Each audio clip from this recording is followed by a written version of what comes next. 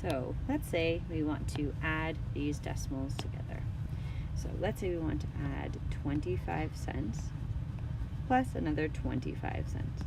What we do in this case is you just line up the decimals. Now if you notice here, these decimals are lined up, so we put them like this. So we did not do it like this, 0 to 5, 0 to 5, and then try to add them together. That doesn't make sense. The decimals are not in a line, so it will not work. So let's take that off of there. So basically with adding decimals, you just have to line up your decimal point. Oops. So now all you need to do is you line up your decimal point in your answer and just do the basic addition.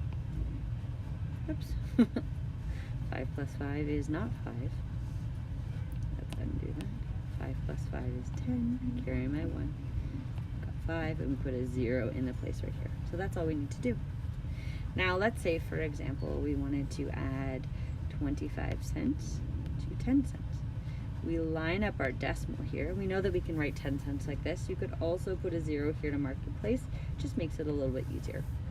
So now you just add up each column.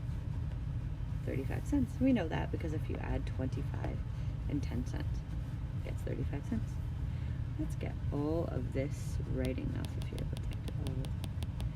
So now let's look at subtracting decimals. So if we're looking at something like, let's say we have 50 cents, and we want to subtract 10 cents off of it. You do the exact same thing. You line up your decimals in your questions and in your answers.